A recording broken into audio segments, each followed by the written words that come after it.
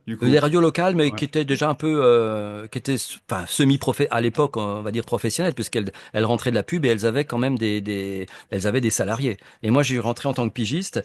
Et puis ensuite, les réseaux sont arrivés.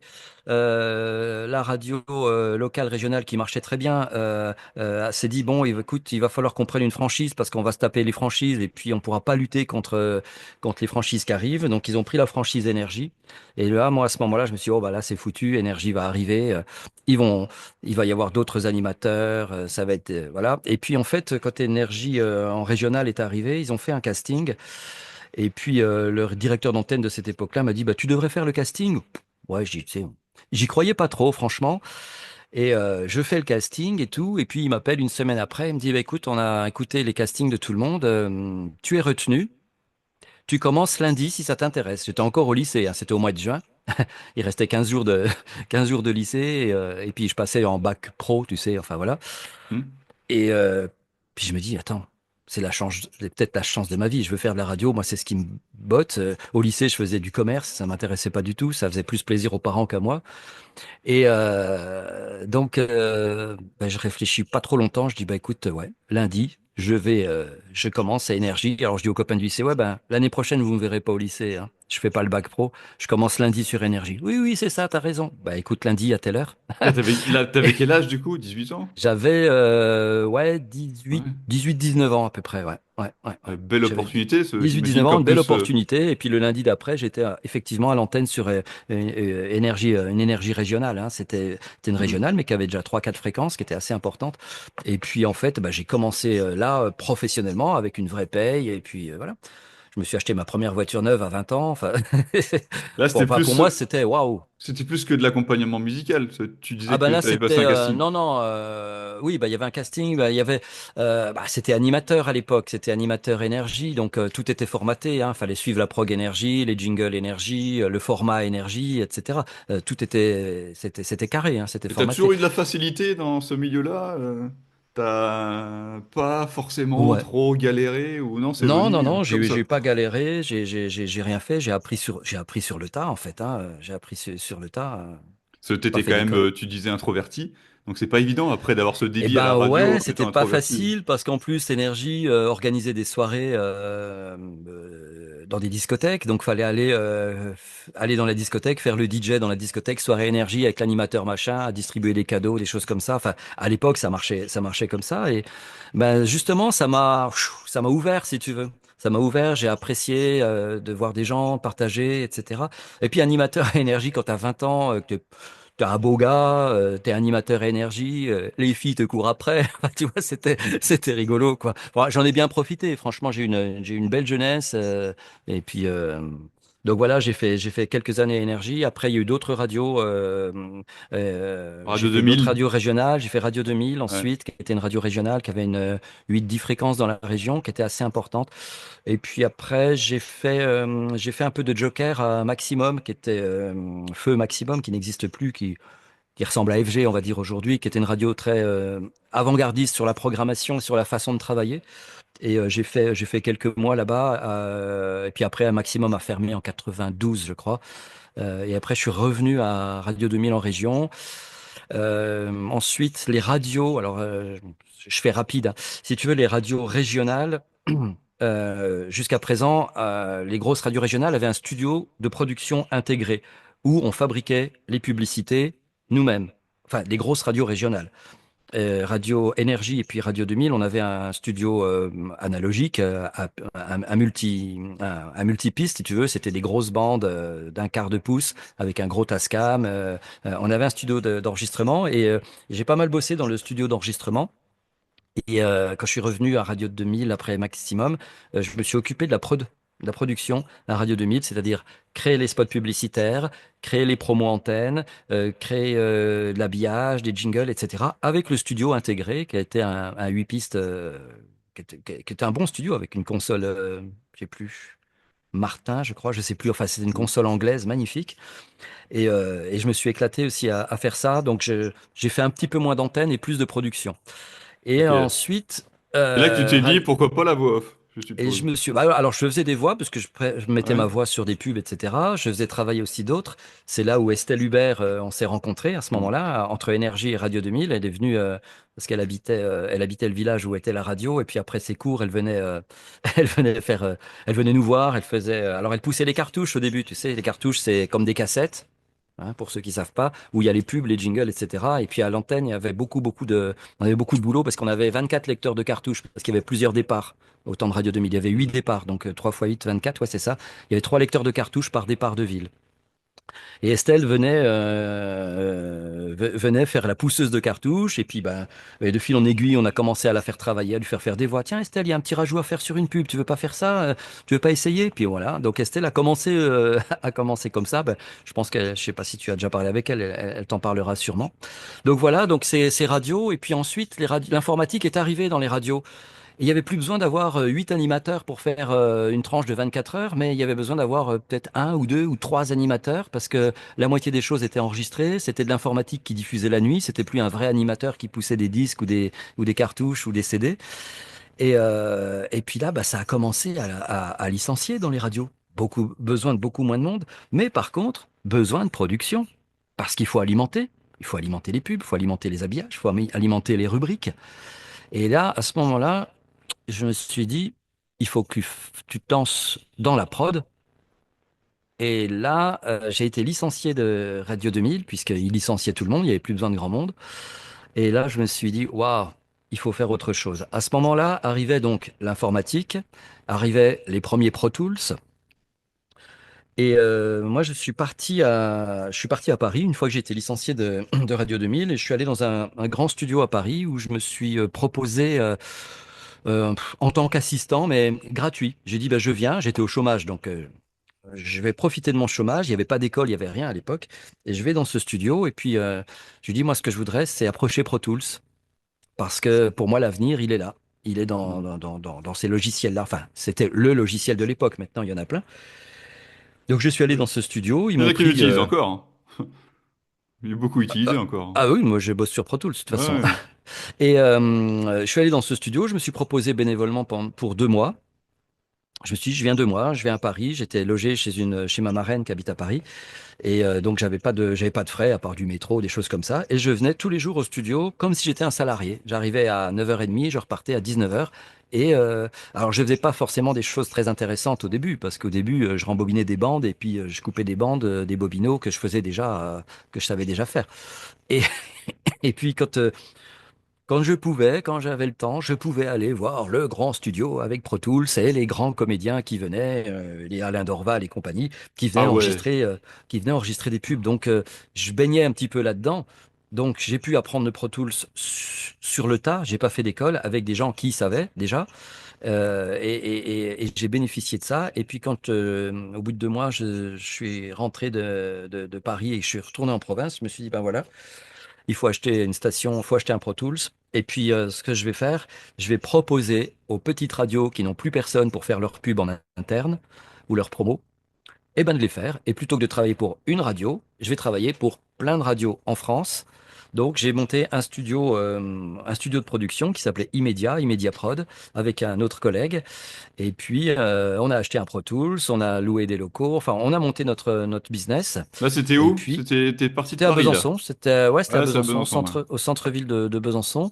Alors donc on avait un Pro Tools, au début c'était un tout petit studio, puis après on s'est émancipé, on a acheté 2 Pro Tools, il y avait une seule cabine, deux Pro Tools, et puis un troisième studio pour de la musique qui était loué à des copains qui avaient un groupe. Voilà. Hmm. Donc en fait on avait 3 studios, centre-ville, et puis là ben on faisait venir des comédiens, on tapait un petit peu dans le vivier des comédiens de théâtre du coin ou des gens qui avaient déjà fait un peu de radio, et puis ils venaient faire des pubs, c'était de la pub locale, hein, c'était pas payé bien cher, mais on en enchaînait, on en faisait 10, 15, 20, 30 par jour, c'était énorme. Et 30 ça a pubs marché locales de par suite, jour. ça. Ça a marché, ouais, ça a marché de suite et ça a été même sur une pente montante entre le moment où c'est lancé et puis quand on était en vitesse de croisière, on avait une centaine de clients en France. On avait une centaine de clients radio. Donc il y avait des énergies, mais il y avait aussi des petites radios associatives, il y avait de tout. Et on vendait de la prod. On vendait de la prod. Hmm. Alors c'était de la prod locale.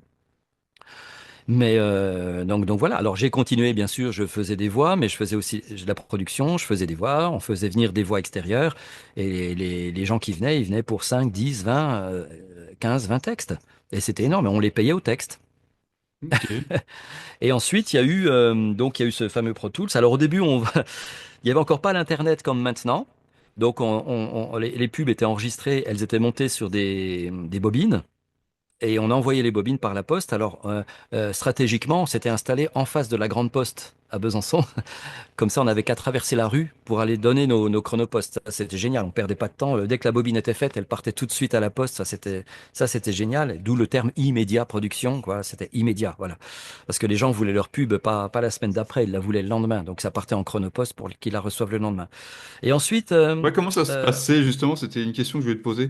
Comment se passait un enregistrement à l'époque? Si tu peux nous préciser vraiment, en gros, de A à Z, comment ça se passait? C'est hyper intéressant parce qu'aujourd'hui, dans l'ère moderne, on n'entend plus parler de ça. Donc, si tu peux un peu bah, préciser comment ça se passait, ça peut être ça se passait bien. en fait, on faisait venir un comédien ou une comédienne au studio, on avait préparé les textes, tous les textes qu'il y avait enregistrés dans la journée. En général, on prenait les commandes le matin. Tous les textes étaient prêts, et puis le comédien ou la comédienne qui arrivait, on lui donnait la pile de textes. Voilà, il y a ça. Et puis ça enchaînait, hein. On mettait, Estelle a fait partie de l'aventure, hein. Elle a fait ses armes chez nous. Et elle arrivait, c'est marrant, elle arrivait en roller parce qu'elle faisait des études. Puis pour aller plus vite en ville, elle avait un roller, elle venait avec des rollers. Elle était en roller dans la cabine. Hmm. C'est génial. Elle Des enregistrait. belles Tac, tac. anecdotes, ouais. Hmm. Ça, c'était génial. Et donc, elle enchaînait. Bah, je prends Estelle parce que tout le monde la connaît, hein. Beaucoup, ouais. Voilà. Et puis elle enchaînait les 10 textes. Merci, au revoir les gars. À demain ou à dans 2 jours ou à la semaine prochaine. Pof, pof. Et puis une fois qu'on avait tout enregistré les textes, après le producteur prenait les musiques, les bruitages, montait, etc. Faisait écouter au client, on faisait le bobino et on envoyait. Voilà un petit peu comment ça se passait. Hmm. C'était un peu l'usine quand même. Et vous l'envoyez comment, du coup? C'est ça? Pour l'instant, ce que je te Ouais, disais, sur des bobinos. sur C'est des des bobinos, ça bobines. partait par Ok. la poste. Et ensuite, il a commencé à avoir Internet et on avait un provider à Besançon qui était un copain, qui était fournisseur d'Internet, mais pour les entreprises, qui nous installe Internet. Et puis, je me dis, waouh, on peut envoyer des choses par Internet. Hmm. Le MP3, la révolution, le MP3. Attention, c'était Internet 64 bits. Encore, on avait une ligne RNIS. C'était pas le 56, c'était 64. On était riches, on avait une ligne 64. Et je me dis, écoute, là, ce qui sort du Pro Tools, là, je peux l'encoder en MP3. Donc, j'ai commencé à encoder des fichiers en MP3. Et puis, les radios en face, je dis, votre fichier, là, votre pub, au lieu de la recevoir demain ou après-demain, vous allez la recevoir dans 10 minutes. Ah bon? Mais c'est pas possible. Si, si, vous avez l'Internet? Oui. Je vais vous envoyer un fichier. Ce fichier, vous allez le voir sur votre ordinateur. Vous allez le lire sur votre ordinateur, parce que la plupart des radios n'étaient encore pas trop informatisées. Vous allez l'enregistrer sur votre cartouche, votre cassette, votre bobine, en sortant de l'ordinateur par la carte son de l'ordinateur avec le mini jack, t'imagines, qui re-rentrait dans une table de mixage, et ils enregistraient. Et on a commencé à envoyer des fichiers comme ça. Personne n'y croyait au début, hein. Personne Hmm. n'y croyait. Envoyer du son comme ça, j'étais un peu précurseur là-dessus. J'ai toujours aimé explorer un petit peu les choses, tâter les Ouais, choses. puis la Et poste puis, en face, il devait plus vous voir après, il devait s'inquiéter. si, parce que tout le monde n'était pas encore équipé, tout le monde n'y croyait pas encore, et puis c'était long, hein. Enfin, même C'était s'envoyer un petit le fichier début, ouais. un petit fichier de 4 mégas, ça mettait peut-être un quart d'heure à passer. Mais bon, c'était la révolution. Ok. Ça a été la révolution. Donc voilà, donc ces années-là, donc de la société immédiat, et puis Bah, après, j'imagine qu'après, oui, donc il y a eu la société immédiat, ouais, beaucoup de comédiens qui venaient. ouais, J'imagine que toi aussi, tu as enregistré de ton côté. ouais, pas Comment mal. c'est venu la transition ensuite entre, il y a eu immédiat et après le fait de monter vraiment ton home studio et de travailler sur des projets voix, comment ça s'est déroulé un petit peu cette transition? À la fin d'immédiat, enfin pas à la fin d'immédiat, Combien de temps immédiat déjà ça a duré? immédiat a duré 4 ou 5 ans. Ok. 5 ans. Ça a été créé en 95. Ouais. Et 1er, l'arrêt, 1er mai 95. La fête du travail, on crée notre société. Ça, c'était symbolique. Le fête du travail, on crée une société. Voilà. Et le 1er mai, on a créé notre société. Et ensuite, à la fin d'immédiat, pourquoi ça s'est fini d'ailleurs? ça s'est pas fini tout de suite. En fait, hein, je m'entendais moins bien avec le gérant Ok, qui, lui, a voulu faire une transition dans le papier. Les flyers, les petits magazines, les choses comme ok. ça. Et moi, je voulais faire une transition d'immédiat dans la vidéo. Parce que déjà, je me disais, il va y avoir du motion design, il va y avoir besoin de son sur le motion design, il va y avoir de la vidéo d'entreprise de plus en plus, il faut du son sur les vidéos d'entreprise, il faut de l'habillage, il faut des choses comme ça. Et moi, je voulais bifurquer, enfin pas bifurquer, je voulais qu'Immédiat aille, on gardait l'audio, mais qu'on fasse un département vidéo. Oui, pas les mêmes perspectives, quoi. Et lui, Ça peut, ça peut il arriver. voulait partir dans le papier. Et j'ai dit, ben, non, moi, le papier, ça m'intéresse pas, c'est fini. Enfin, c'est pas que c'est fini, mais ouais, enfin, j'y croyais pas. Donc, j'ai vendu mes parts d'Immédiat, je suis parti. Immédiat a continué pas très très longtemps, hein. Je crois que ça a dû continuer 6-8 mois, et au bout de 8 mois, fini. Et Ouais. ça a fermé. Bah oui, parce que l'audio rapportait, et la presse, enfin la presse, le papier rapportait pas. Voilà. Mm. Donc voilà, moi je suis parti d'immédiat, je me suis retrouvé au chômage et puis ensuite je suis rentré dans une agence d'événementiel. Donc rien à Ouais. voir, mais je me suis retrouvé au département audiovisuel en fait de l'agence événementielle et puis j'ai continué parce que j'avais toujours un petit Pro Tools de côté chez moi et dans cette agence j'ai monté un petit studio et j'ai fait des petites voix mais pour moi, enfin pour mes petits clients perso que j'avais Ouais. gardés, qui voulaient bosser avec moi. Donc j'avais mon petit business de voix et j'avais le boulot de l'agence événementielle. Donc ça m'a permis d'avoir de rester un pied, si tu veux, dans l'audio, Ok. enfin dans l'audio radio voix. Voilà, et la prod audio. Et donc, je suis resté dans cette agence pendant peut-être 3-4 ans. Et après, l'agence a splitté parce qu'elle a racheté une société. Enfin, c'était compliqué. Et après, ils ont dû licencier du monde. Et là, je me suis installé chez un collègue qui, lui, faisait de la vidéo et il m'a proposé d'installer mon studio chez lui. Donc, il y avait un studio vidéo et puis il y avait un endroit pour un studio son. Il m'a dit, tu peux t'installer là le temps que tu prennes tes marques et tout. Et entre-temps, en même temps, j'ai construit ma maison. Et dans ma maison, bah, j'ai fait un endroit pour fabriquer bah, le studio que tu vois là, en fait. Voilà, je sais pas, voilà. Et ça fait partie de... Ça, c'est dans ma maison. Et puis, eh ben, je me suis lancé tout seul à la fin de l'agence événementielle. Je me suis monté à mon compte en indépendant. Voilà, parce qu'il y a plusieurs statuts pour les gens qui font des voix. Tu sais bien, Mm. il y a comment intermittent du spectacle, profession Auto-entreprise. libérale, Ouais. comme je Mm. suis, enfin entreprise individuelle, auto-entrepreneur, etc. Enfin, il y a plein de statuts différents. Et je pouvais pas être intermittent du spectacle parce que si je fais des voix en tant qu'intermittent du spectacle, tu es considéré comme comédien. Comédien voix. OK. Si Ok. tu fais du montage ou si tu vas faire de la prise de son dans les bois ou je sais pas où, tu es considéré comme technicien son ou ingénieur du son. Et donc, tu ne peux pas cumuler plusieurs casquettes. Ok. Donc, je pouvais pas être intermittent.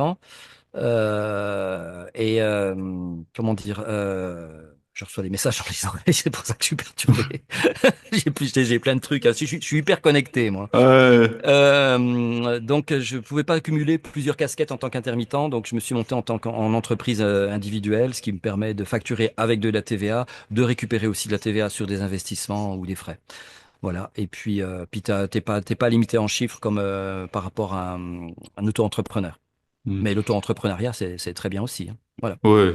Donc Bah, là, je suis parle en de... entreprise individuelle et puis Ok. ça fait des années que je suis que je suis à mon compte. Voilà, ça marche. Parle-nous de ton home studio en détail, d'ailleurs, parce que on a l'impression d'être dans une radio chez toi. Avec les tables de mixage, etc. Il y a beaucoup de matériel. Ouais, et Euh, encore, j'ai épuré au mois de janvier. Là, j'ai tout changé ma config au mois de janvier. Je T'as trois travaille. écrans déjà, ou quatre, là, j'ai vu. Oui, oui, oui, oui, oui. Bah, il y a des écrans. Bah, là, je regarde des clips sur celui-là. Ouais. Non, là, j'ai mon écran principal où j'ai Pro Tools avec mes outils. Ici, j'ai un autre ordinateur où je fais bah, les visios et où je mets les textes également pour enregistrer. Celui-là, il sert. Ça, c'est du bonus, hein. C'est pour rigoler, celui-là. Voilà. Et puis, j'avais une interface DigiDesign avec, tu sais, les curseurs automatisés. J'ai tout viré et là, je suis passé sur une Mbox à vide. Voilà, il me manque quand même ma surface de contrôle parce que j'aime toujours toucher les boutons pour faire des mixages vraiment tactiles, quoi. J'aime pas mixer, tu sais, sur l'écran, quoi. Enfin, Mm. sur l'écran, avec en virtuel. Ouais. Alors peut-être que je rajouterai une surface de contrôle. Pour l'instant, ça me va comme ça. Après, donc je travaille avec Pro Tools. En micro, alors Un j'adore les Neumann. micros, moi, hein. Ouais, Je ouais. collectionne les micros. Alors j'ai plein de micros. Quotidiennement, je bosse avec le U87 que tu vois là. Mm. Bon, ça c'est un micro passe-partout, hein, c'est une référence.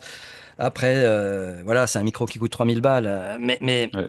pour en revenir à ça, parce que je dis des fois quand il y a des gens qui me disent, ah bah qu'est-ce qu'il faut que j'achète comme micro, je débute, machin. Je ne vais pas acheter un micro à 3000 balles au début. Ça Mm. sert à rien. Tu as des micros à 300 balles qui font le job. Franchement, Mm. franchement. Voilà.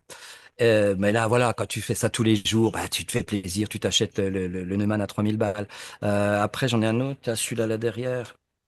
Là, ça, c'est un Roosevelt que j'ai Ouais. racheté à mon ami David Tartar.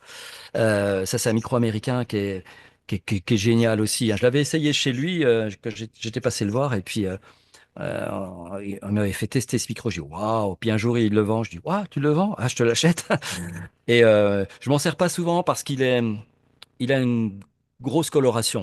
Si tu veux faire vraiment des trucs très chauds, très américains, tu vois, tu Ouais. prends ça. Par contre, voilà, si tu veux faire,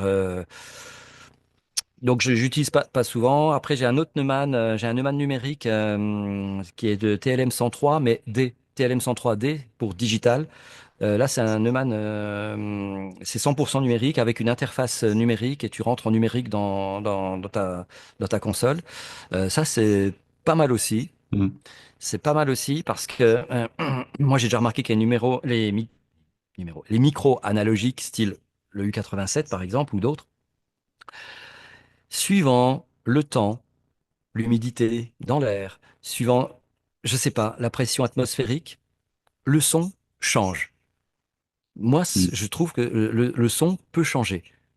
Tu as fait une voix, le lendemain tu viens, t'as rien touché, ça n'a pas ça a bougé. Avec le Neumann numérique, tu as fait tes réglages, ce sera toujours pareil. Toujours pareil. Ouais. C'est que du numérique. Alors que là, il y a des composants analogiques dedans, et ben, je pense que ça travaille. Mm. J'ai pas dit que c'était pas bon, mais le numérique, c'est quand même incroyable. Le seul souci, c'est que Neumann, ils ont arrêté de développer les Neumann numériques. Je ne sais pas pourquoi, parce que c'était vraiment génial. Donc ceux qui en ont acheté ou qui en ont encore, gardez-les, hein, parce que c'est vraiment waouh. Et c'est un copain qui m'a fait acheter ça parce que lui, il est sonorisateur de concerts, de philharmonique. Donc il a 64 Neumann numériques. Je sais pas si tu vois l'investissement. Et Aussi? puis, ouais. Puis un jour, il me dit, oh, tu devrais essayer un Neumann numérique là pour tes voix. Je dis, ouais, tu crois? Il m'en a prêté un. J'ai jamais rendu. Je lui ai dit, ah bah, je l'achète. Je le prends. Je le prends. Et franchement, c'est bien. Mais voilà, là, en ce moment, je suis plus sur le U87. Ok. C'est des périodes. Mm. Puis après, j'ai plein d'autres micros. Je collectionne. Je sais pas. Ouais, t'as un philatéliste de micro. Ouais. Ouais, derrière, bon, ça, c'est des vieux micros. Mais ouais, j'aime bien. J'aime bien. Et j'achète des micros de temps en temps. Et puis j'en revends aussi. Voilà. Et tu parlais justement qu'un comédien qui commence dans la voix off prendre un micro, pas forcément à 3000 euros, mais à 300 ou 200 euros. On va aller plus loin là-dessus. Toi, qu'est-ce que tu conseilles à quelqu'un qui veut se lancer dans ce métier? Est-ce que tu lui conseilles aussi de faire... C'est marrant ton parcours, parce que tu as fait de la radio.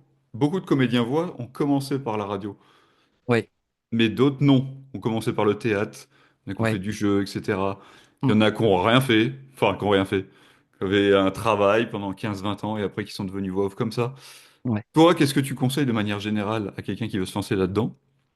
Et avec quel matériel et quel investissement dans les formations? Toi, quel est ton recul là-dessus et les Moi, conseils mon que tu peux recul donner? là-dessus, moi, quand j'ai commencé, il n'y avait pas de formation déjà. On a tout appris sur le tas.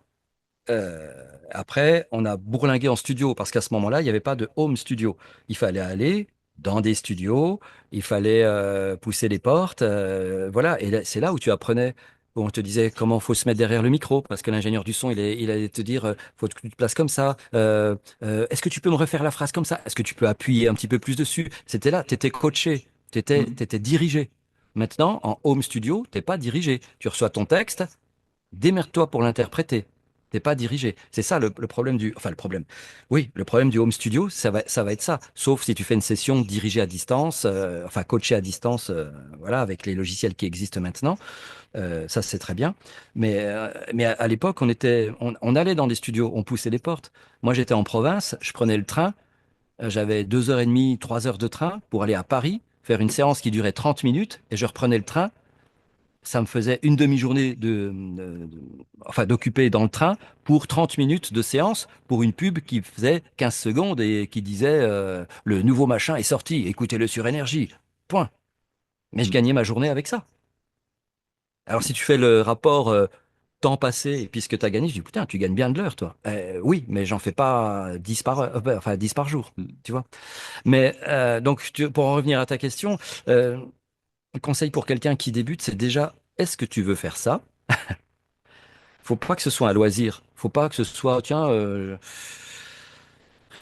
sais pas, moi, je travaille à la poste et puis le soir, j'ai envie de faire des voix parce que je trouve ça rigolo. Oh. Puis je veux faire que des voix de dessin animé parce que j'aime bien faire des voix de dessin animé. Non, Mm. c'est pas possible. Faut que ce soit une passion. Faut que tu en aies l'envie. C'est pas un métier, je fais ça pour gagner de l'argent. Je fais ça parce que j'ai envie de faire ça. J'aime ça. C'est une passion. Pour moi, c'est un métier de passion. Moi, j'étais passionné par la radio, par la musique, de faire des voix, mais ça m'éclate. Encore aujourd'hui, ça fait 30 ans que je suis là-dedans, ça m'éclate.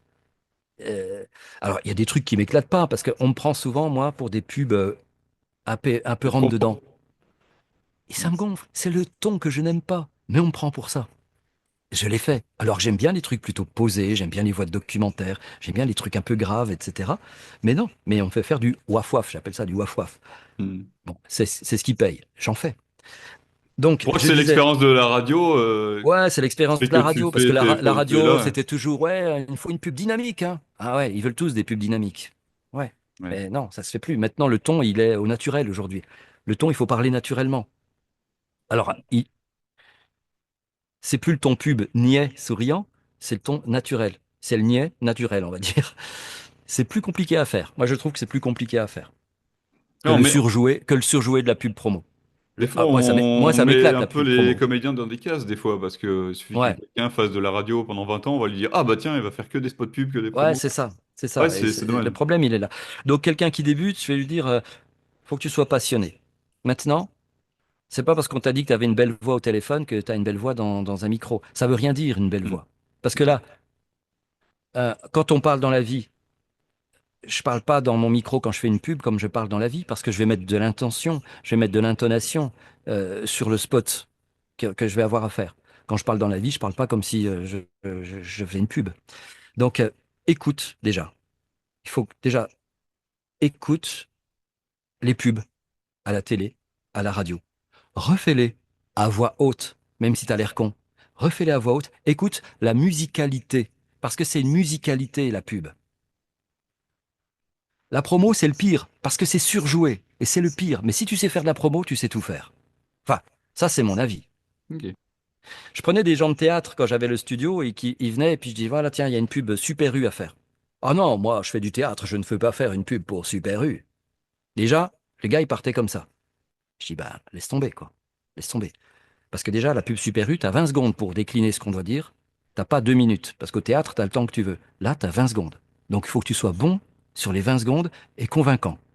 Et les mecs, ils n'y arrivaient pas. Souvent, alors, je critique pas le genre du théâtre, hein, c'est super hein, de faire du théâtre. Mais souvent, c'était un petit peu ça. Ils n'étaient pas dans le format radio.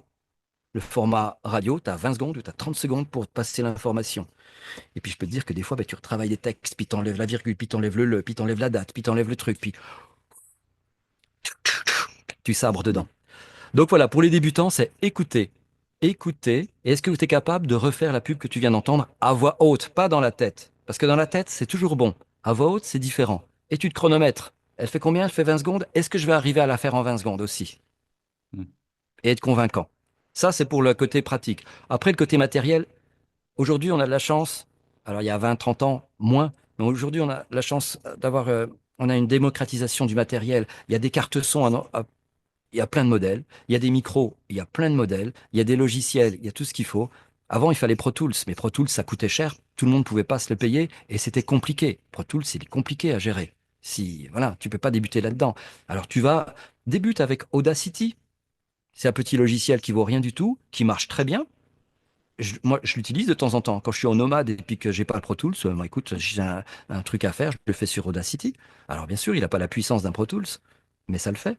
Utilise un Audacity, commence avec ça. Après, si ça te plaît, investis dans un Pro Tools ou autre. Je dis Pro Tools, mais enfin, ou un autre logiciel.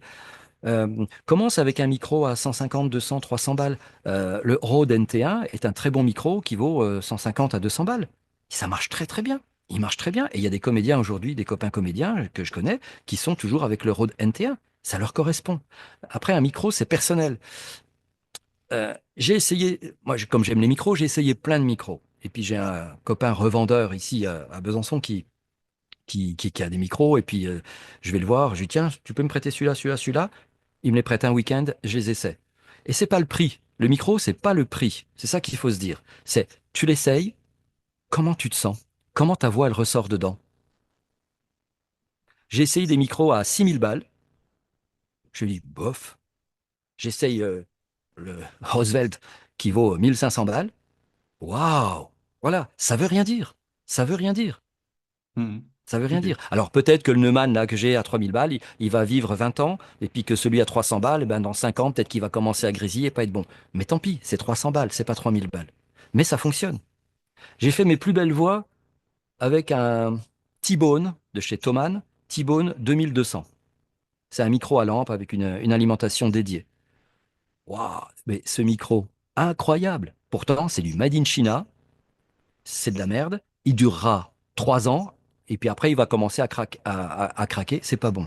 Mais pendant 2 ans, j'ai fait des voix avec ce truc-là. Incroyable. Incroyable. Pour Donc les ça veut rien co- dire. pour les comédiens Aujourd'hui, il y qui a, se ouais, il y a un pour les micro comé- là. pour les Ouais. comédiens, Cyril, qui se demandent comment travailler à distance, c'est-à-dire avec un studio nomade. Toi, qu'est-ce que tu as comme matériel comment ça se Ah, passe? alors, j'ai Comment ça se plusieurs. passe concrètement? Parce que est-ce que tu as quelque chose pour insonoriser? Mettons, t'es en vacances, t'es je sais pas où, t'as pas de studio à proximité. Quelle est ta solution, toi, pour enregistrer à distance? La Avec ton voiture. studio nomade. La voiture. La La voiture, voiture ouais. Ah ouais? Il y a une très bonne acoustique dans une voiture. Alors c'est sûr, t'enregistres pas au bord d'une autoroute, mais tu te mets dans ta voiture, à un endroit calme, et tu auras une bonne acoustique. Je n'ai pas dit insonorisation. C'est différent, hein. Insonorisation, si tu as une poule qui chante à côté, elle va t'emmerder. Mais tu as une bonne acoustique dans une voiture. Ok. Voilà. Ensuite, quand je suis en studio nomade, j'ai plusieurs solutions.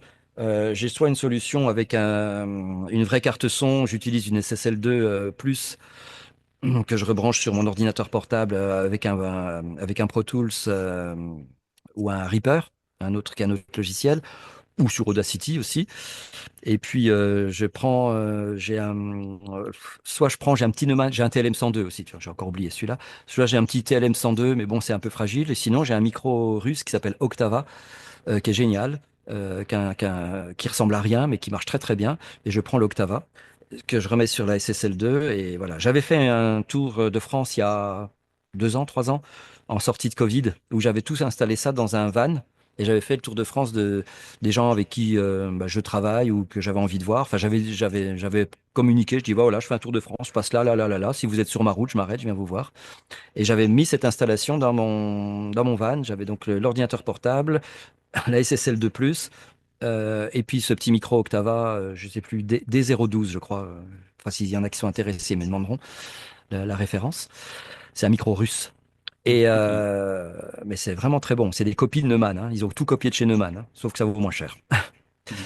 Et Ouais, c'est intéressant, parce qu'il y en a, j'avais ils fait savent pas ça. forcément d'aller dans Et une puis voiture pour sinon, enregistrer. moi je vois que tu en as un, c'est le Rode Oui, ça, c'est USB. pour le podcast. Ouais. Eh ben, le Rode USB, écoute, maintenant, je me balade avec ça. J'emmène mon ordinateur. Quand je pars au ski, par exemple, j'ai mon ordinateur portable, le Rode USB dans une petite mallette, et j'ai que ça. Et ça fonctionne très bien. J'ai fait une pub télé avec le Rode USB Hmm. dans une chambre d'hôtel. Ouais, ouais, j'en doute pas. Ouais. Alors après, il faut voir aussi où tu t'installes dans la chambre. Il faut pas que tu aies de résonance. Alors comme tout le monde, ben, je pense que tous les copains comédiens qui font ça l'ont fait. On va s'entourer avec des rideaux, des coussins, des machins, etc. On va se faire une pseudo cabine pour faire un son un peu. étouffé pour pas avoir la résonance de la pièce. Et je me balade aussi avec ça. Voilà, j'ai deux solutions en nomade, soit la solution avec la SSL2+, mais là, ça nécessite un petit peu plus de matériel, soit le micro, le Rode NT USB, là, qui est franchement, qui coûte pas cher, il doit coûter 120 balles, je crois, et il est incroyable. Il fait carte Mm. son, c'est un micro, il fait carte son, il se branche en USB sur ton ordinateur. Euh, c'est Ok, franchement, il est très bien. Très, très, ok, enfin, ok. c'est très bien et ça vaut pas cher. Voilà Mm. pour les débutants. Donc, Mm. sinon, Ok. après, tu peux faire. Il y a un micro qui est très bien parce qu'il est très directif. On s'en sert, nous, pour de la prise de son. Parce que je fais de la prise de son sur des tournages, tu sais, avec la perche et tout. On s'en sert en prise de son extérieure. C'est le Sennheiser MKH416, qui est un micro canon. Ce qui permet qu'il a ce qu'on appelle un lobe qui est très directif, très devant. Donc ça permet d'éliminer tous les bruits parasites externes, donc toutes les résonances, les choses comme ça, et ça te permet vraiment un son assez de proximité. Attention plausible avec, parce qu'il est très sensible. Tu mets ça sur une carte son, ça marche très très bien. Par contre, c'est un micro qui vaut dans les 800 à 1000 euros quand même, donc c'est assez cher. Donc pour un débutant, c'est peut-être un peu cher et ça nécessite une carte son. Le USB est là, que tu as là, et NT USB, le Rode NT USB, il est super. Mm. C'est pas cher et ça fait le job. Mais Oui, c'est clair. le Mm. 416 est super. Il y a pas mal de monde qui utilise ça. Moi, je l'utilise pas parce que j'en ai pas en prise de son. Bah, j'ai du Neumann en prise de, enfin, j'ai l'équivalent en Neumann, mais je l'utilise en prise de son extérieure. Voilà. Ok. Toi, t'as jamais fait de théâtre ou d'acting? Non, non, non, j'ai fait. Est-ce que tu penses que Pas c'est directement nécessaire? pas directement du Est-ce que tu crois que théâtre. c'est nécessaire, toi, pour Oui, être comédien voix, d'en faire? Malgré que t'es pas passé par là? c'est pas nécessaire, mais c'est recommandé. Ok. Mais moi, venant de la radio, il fallait qu'on joue derrière un micro. Après, j'ai joué dans pas mal de. Quand je dis j'ai joué, j'ai enregistré pas mal de, tu sais, des sons et lumières, des choses comme ça, où c'est du théâtre. On est avec d'autres comédiens, il y a des répliques à donner, c'est du théâtre, mais c'est pas du vrai théâtre avec un public en face. Comme je te disais tout à l'heure, c'est comme la radio, tu es derrière ton micro, tu es dans ta cabine, tu vois personne. Mm. Le théâtre, tu es en contact avec le public, ce qui est important, bien sûr, hein. Mais moi, je trouve que oui, il faut faire du théâtre. Ça ne peut que aider. Ça ne peut que aider. Voilà. Ok. Bon, on a vu pas mal de projets. Enfin, moi, j'avais vu sur ton site internet, tu avais fait pas mal de choses. Il y a la pub pour Chevrolet, il y a Ravensburger, la promo pour Acer, et même du voice-over. Alors, tu as fait la voice-over d'ailleurs du pape François qui nous a quittés ce lundi. Eh oui, j'ai perdu un client. Allez. Allez. Donc, beaucoup de projets, spots promo, etc. etc. Et d'ailleurs, j'invite les gens à aller sur Cybervoix. Cybervoix.com. Je peux même le partager. Ah ouais, tu disais que voilà, fallait le remodifier et le remettre à Ouais, ouais, jour. il faut que je le refasse, hein. Il est pas à Et jour. le Il a au moins voilà, il a trois ou le site quatre de ans, le site. Cyril. Voilà, il y a tes démos, il y a une petite vidéo de présentation, c'est plutôt cool. Et puis ouais, il y a pas mal de promos, Biocoupe, Fanta, un match de l'Olympique Lyonnais aussi, pour les concerts. Ouais, j'ai fait pas mal de voix Mm. de promos de concerts. J'aime bien. Alors, il y a un truc qui est rigolo, c'est qu'il y a un studio, il me faisait faire. Alors, moi, j'aime pas le rap, hein. Je suis de la vieille école. Moi, je suis plutôt rock, pop, folk, jazz. Et j'aime pas du tout le rap. Enfin, si, j'aime bien le rap, le vieux rap américain, tu sais, les trucs un peu bien lourds, etc. Mais le rap Mm. français avec l'autotune partout, c'est pas mon truc. Et puis, j'ai un studio. À chaque fois qu'il a une pub pour un artiste de rap, il me la fait faire. Et alors, je suis écroulé parce que. Je lui dis, mais tu sais que j'aime pas ça. Ah oui, mais c'est trop top. Alors, le nouveau machin est sorti. Ouais, ouais, ouais, vas-y. Et j'adore. En fait, j'adore faire ça, mais c'est pas mon. C'est ça qui est rigolo, c'est que tu vends un truc, tu vends un truc, mais en fait, tu ne l'aimes pas. Et c'est ça qui est contradictoire dans la pub. Mm. C'est difficile parce que quand tu vends un produit, il faut y croire. Bien Mais sûr, là, le but de la pub. je vais vendre l'album d'un rappeur dont j'en ai rien à faire, entre guillemets, parce que c'est pas ma tasse de thé. Enfin, je respecte l'artiste, je veux dire, mais moi, j'achèterai pas parce que c'est pas Oui, je mon truc. comprends. Mm. Mais par contre, quand je le fais, bah, tu t'y crois. Putain, le mec, il y croit, il va le vendre, il va le vendre. Bah ouais. Et en fait, c'est ça la pub. En fait, on est des faux culs, quoi. Ouais, c'est vrai. Ça m'éclate trop, quoi. Ah, c'est un travail, hein. Beaucoup font travail, c'est pas forcément une passion ou sont obligés de faire des choses par voilà, intérêt. Bah, Hmm. nous, il y a aussi, étant comédien voix, il y a aussi des projets qu'on n'aime pas trop, comme Ouais, l'audiotel qui peut être chiant, comme l'institutionnel, qu'il y en a qui trouvent ça chiant aussi. Mais ouais. voilà, c'est quand même. Moi, je fais de tout. Le seul truc que je fais pas, c'est le voice track. Donc le voice Ouais. track, c'est pour les radios. C'est un faux animateur, c'est-à-dire Hmm. qu'on te donne les horaires de la radio, et puis les disques qui vont passer, puis tu les annonces comme si tu étais à la radio. Parce que bah, venant de la radio, je trouve que ça a tué le métier d'animateur, du vrai animateur avec la spontanéité en direct. Et en plus, un, c'est ça. Deux, c'est payer une misère. Voilà, tu fais un mois de voice track, ça correspond même pas à une semaine de paye d'un animateur, quoi. Hmm. Et voilà, donc je suis un peu contre ça. On m'a demandé d'en faire et ça m'intéresse pas. Déjà, tu passes beaucoup de temps à faire ça et puis c'est pas très intéressant. Alors après, maintenant, il y a des boîtes qui font ça, qui sont spécialisées là-dedans, qui font du voice track pour plein de radios et qui gagnent leur vie avec ça, hein. Ça, c'est très bien, mais je marche pas sur ces plates-bandes-là, quoi. C'est pas mon truc. Je voulais parler d'un sujet Qui fâche? un peu plus, ouais, un peu plus compliqué. Euh, Tu as donné ta voix à titre expérimental. Alors, je ne sais pas quand est-ce que c'était. Ouais, Pour un clonage de voix. oui. Si tu es à l'aise avec ça, est-ce que tu peux nous en parler? Est-ce qu'aujourd'hui, avec l'avancement de l'IA, je ne sais pas quand est-ce que c'était, comme je te dis, mais est-ce qu'aujourd'hui, avec l'avancement de l'IA, tu regrettes ou pas? Voilà, comment ça s'est passé déjà, Il y a ce 5 6 ans, projet-là? il y a Et cinq est-ce que tu six peux nous en ans, parler? ouais. Il y a 5 6 ans, j'ai un copain qui est quelqu'un de brillant, qui est un développeur, qui me disait, Cyril, moi, je voudrais travailler sur ta voix, je voudrais cloner ta voix. On disait pas cloner encore à ce moment-là, mais enfin, je veux prendre ta voix et puis je veux la digitaliser, C'était l'informatiser ou je sais 2019, pas quoi. ça, tu Oh, disais. c'était bien avant, Non, avant? ah ouais, ouais, c'était bien, il y a déjà bien longtemps. Je dis oui, oui, bah, ouais, ça peut être intéressant. C'est un gars qui formait des étudiants, tout ça. OK? Et puis, entre-temps, il a monté sa société. Et puis, un jour, il m'envoie une voix. Et c'était moi. Mais j'ai jamais enregistré ce texte-là. Il me dit, Hmm. écoute. Je dis, mais c'est moi. Mais j'ai jamais fait ce texte. Il me dit, non. Je me suis permis de prendre ta voix sur des démos, des trucs qu'il avait trouvés. Je l'ai cloné. Et voilà ce que ça donne. Aujourd'hui, j'ai travaillé là-dessus. Et ça faisait des années qu'il m'en parlait. Je dis, ah ouais, putain, c'est incroyable. Et j'ai fait écouter à des copains, copines, je fais écouter à Estelle, je fais écouter à Sonia Arnaud, enfin, elle me dit, waouh, Delphine Lidov aussi, qui sont des copines. Ouais. Et j'ai dit, t'as écouté la voix là? Bah ouais, c'est toi. Bah non, c'est pas moi, c'est mon clone. Waouh, donc on était sur le cul, j'ai dit, incroyable. Hmm. Et en fait, et c'est là où je me suis dit, waouh, ça, là, c'est dangereux, parce que lui, il l'a fait en me tenant au courant, en me tenant informé, etc. Il m'a dit, voilà, je travaille là-dessus. Et ensuite, il m'a proposé un marché, entre guillemets, parce que lui travaille pour la muséographie. Donc, il développe des applications pour des musées dans le monde entier. Et en fait, les musées, plutôt que de lire le panneau qui est devant un tableau, euh, il va... tu arrives avec ton téléphone, tu scannes une étiquette devant le tableau, un code barre, là, tu sais, un Hmm. flashcode. QR Et puis, code. ce flashcode, ça t'ouvre sur ton téléphone un petit micro, tu appuies sur le micro et tu parles au tableau. Et tu lui dis, bonjour Louis XVI, vous pouvez me parler de votre règne? Ça va chercher dans une base de données la réponse à ta question. Et il y a une voix qui parle, et cette voix, c'est moi, mais clonée. Je n'ai jamais enregistré le texte, puisque le texte va être différent par rapport à la question qui va être posée, puisque chaque question sera différente.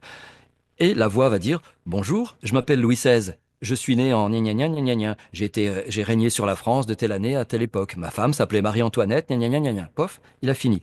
Tu peux lui reposer une question. Vous pouvez me parler de votre femme Marie-Antoinette? Marie-Antoinette était une belle femme. Gna gna gna gna gna gna. Il va rechercher la réponse. Et là-dessus, moi, j'ai autorisé cette société à utiliser ma voix pour ça. Parce que je travaillais pour cette société, je faisais déjà des enregistrements pour eux, mais des enregistrements fixes. C'est-à-dire que j'enregistrais des audioguides, mais qui ne pouvaient pas bouger. Tandis que là, les audioguides, ils vont bouger par rapport à la question que tu as posée. Et ça, je trouve ça très, très intéressant. Maintenant, ma voix, elle n'a pas été volée parce que je leur ai donné l'autorisation. J'ai signé un papier. Vous pouvez l'utiliser à des fins de muséographie Et je touche tant de la minute d'utilisation de ma voix. Je touche des royalties dessus.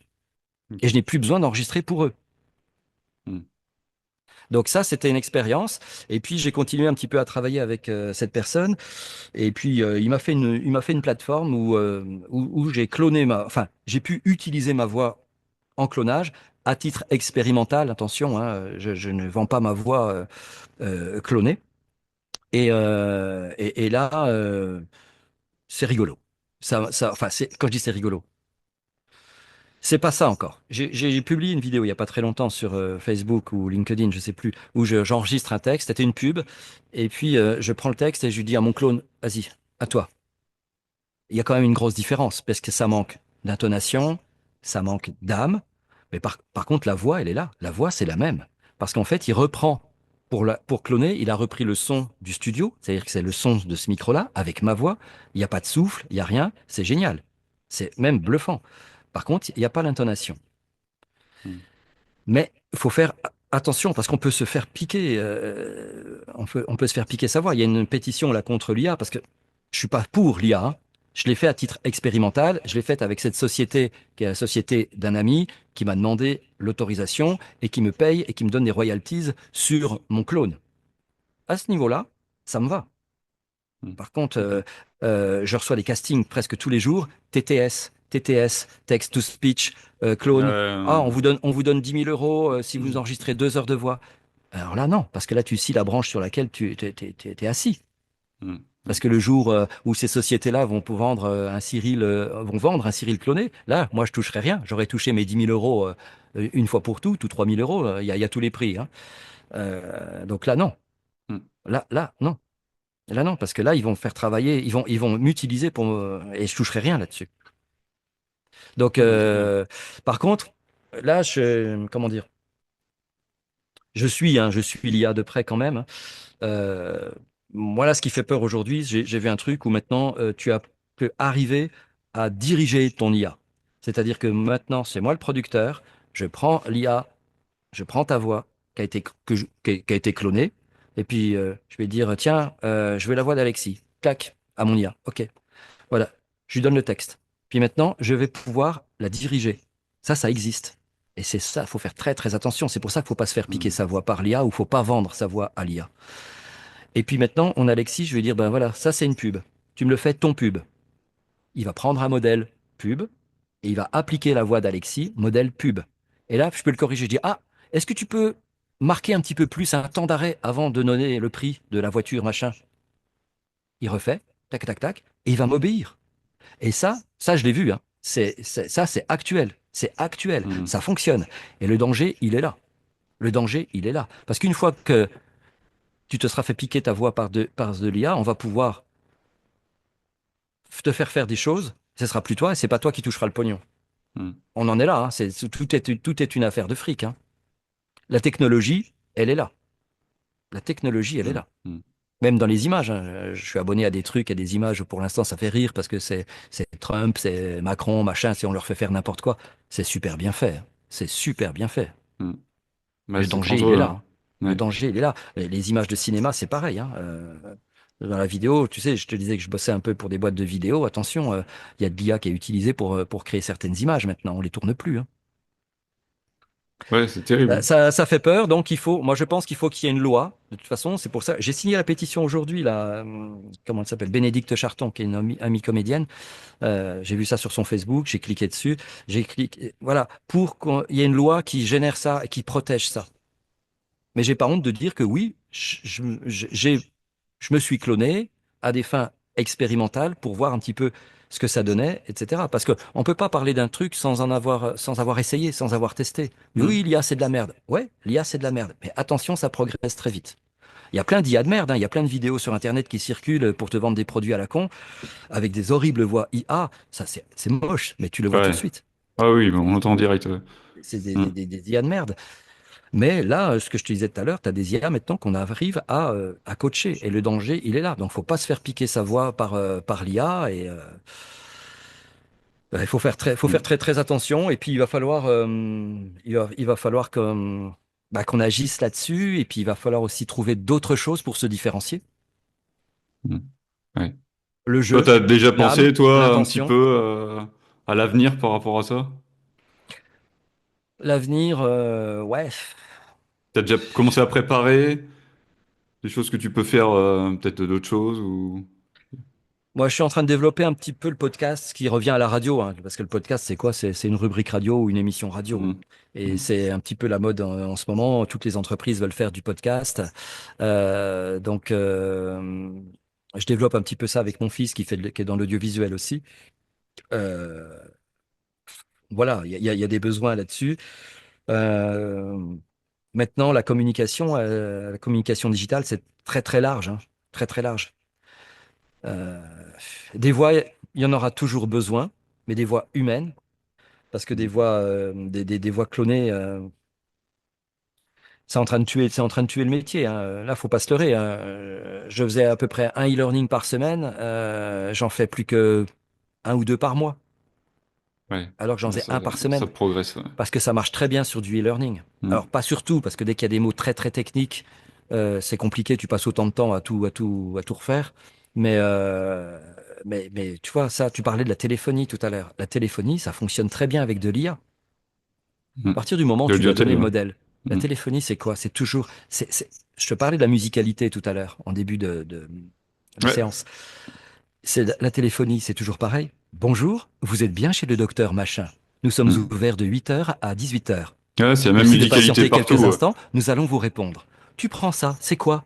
C'est des notes, c'est de la musique. Tu Mm. prends une IA, tu lui dis tu me refais ça. Et puis tu lui dis ben on n'est plus chez le docteur machin, on est chez la boucherie sans eau. Bonjour, vous êtes Mm. bien à la boucherie sans eau. Nous sommes ouverts de 8 heures à 18 heures. Voilà, c'est Mm. très facile à faire. Très facile. Pour de l'IA, c'est très facile à faire. Et heureusement, il y a encore des boîtes de téléphonie qui nous font travailler avec des vraies voix. Ouais. Heureusement. Heureusement qu'il résiste encore un petit peu. Ouais, ouais, ouais. Et ben oui, En parce que sorte de bah, passer par des comédiens. c'est Ouais. du Mm. boulot c'est du boulot pour tout le monde, hein. Mm. Ouais. Eh Donc ben ouais, écoute, ce sera le mot de la fin. On a ouais. parlé déjà de pas mal de sujets. Merci à toi pour ton retour, ton Eh analyse, ton ben, vécu. C'était ouais. vraiment très plaisant d'entendre un petit peu voilà, ton parcours, tout ce qui s'est passé avant, l'univers de la radio. Non, c'est chouette. Donc Après, je te il y a un remercie. truc dont j'ai pas parlé. Moi, je bosse beaucoup avec des boîtes étrangères, en fait, Ouais. pour qui je fais des versions françaises. Et puis, alors, je fais un petit peu de doublage parce qu'il y a un an et demi, 2 ans, Mhm. un an et demi, j'ai fait une formation au doublage parce que c'était un truc qui m'intéressait, mais j'osais pas pousser la porte. Et bah, c'est David, justement, David Tartare, qui m'a un petit peu mis le pied aux fesses, comme on dit, qui m'a dit, ouais, tu devrais faire tel stage, etc. Et en fait, ça m'a bien plu et ça m'a permis aussi de sortir de ma zone de confort, de la pub, du documentaire, Ouais, c'est un autre style de jeu, de ouais, tout bien ça. sûr. Et ça me permet aussi de jouer davantage. Et là, j'en fais de plus en plus. Alors, pour l'instant, je fais des petits rôles dans des séries, tu sais, des séries Netflix, Amazon Prime, des choses comme ça, Mhm. sur des séries étrangères. Mais c'est des boîtes étrangères pour l'instant qui me font bosser sur des versions bah, françaises où j'ai des rôles. Je suis sur 4 ou 5 séries en ce moment. Donc là, c'était un peu l'avenir, sachant que l'IA peut aussi remplacer ça. Mais il y a quand même besoin d'humains parce que là, franchement, t'as des choses à faire passer. Et Ben, de l'émotion, bien sûr. Ouais. t'as de Mhm. l'émotion, t'as le labial. Enfin voilà. Donc il y a ça. Mais je sais que les comédiens de doublage en France, ça, ça, ça, ça craint un petit peu, Ça quoi. comme Je veux ça, dire, ouais. ouais, ouais, Mhm. c'est compliqué, quoi. Mhm. C'est compliqué. Et puis, je bosse pour pas mal de boîtes étrangères pour qui, donc, je fais des versions françaises, que ce soit sur du film d'entreprise, de la pub, du e-learning, du voice-over. Ça, j'adore le voice-over, hein, la Mhm. voix par-dessus une personne qui parle, une personne étrangère. Ça, j'ai toujours aimé ça parce que j'en ai fait pas mal à un moment donné pour Arte. J'allais dans une boîte à Strasbourg, mais tu vois, pareil, il fallait prendre le train, gna, gna, gna, pour tu restais 45 minutes dans le studio. Et maintenant, on peut le faire. Tu reçois les vidéos, je t'importe ça sur Pro Tools, c'est tout, les textes Mhm. d'un côté, ça fonctionne bien. Donc voilà, et ça m'éclate toujours. De toute façon, tout ce que je fais, ça m'éclate depuis 30 ans et j'espère que ça va Ben, continuer j'espère encore. pour toi aussi, franchement. Voilà. Et bonjour à tous les copains et à ceux que je connais pas et que je connais de nom et que j'aimerais bien croiser aussi de temps en temps. Voilà. Ah ben, et puis que j'aimerais aussi croiser dans l'émission. En Ouais. tout cas, c'était C'est un vrai plaisir de t'avoir. Et pour les plus curieux, ils peuvent aller sur ton site, même s'il n'est pas encore à jour. Ouais. N'hésite pas à Bah à là, ouais, partager faut que sur je le les réseaux refasse. qui Alors, soient à jour. je le refais avec un copain Mais sur qui est YouTube, là-dedans, mais qui a jamais le temps. sur Ouais, YouTube, sur t'as YouTube. des petits trucs aussi. Donc, Ouais, si tu moi, tapes mon nom sur YouTube, ouais, il y a des trucs. Je mets des trucs. Je mets pas tout parce que je mets pas tout en public aussi. Voilà. ouais, ouais, tapez Cyril à la bouvette, que ce soit Ouais. sur YouTube ou sur Internet, vous trouverez pas mal Et puis s'il y a des gens de qui veulent me choses intéressantes. contacter, ils me contactent par le site, via le site. Il y a mon mail sur le Ouais, site. Ok? c'est ça. Mais je l'ai partagé tout à l'heure. Donc, c'est cool. Ok. Ça marche. Eh bien, merci à Merci, toi, Alexis. Cyril. À plus. Merci à tous d'avoir suivi cette émission. Et puis, bon, on se retrouve pour un prochain épisode, le 5e. Allez, ciao tout le monde. Bisous. Vous êtes comédien voix et vous souhaitez participer à cette émission afin de parler de votre expérience et de votre vécu dans ce métier? Contactez-moi sur les réseaux sociaux, par message privé, et je vous répondrai pour préparer l'épisode ensemble et fixer une date d'enregistrement. Je vous souhaite à tous un bon visionnage, une bonne écoute et à bientôt. Ciao.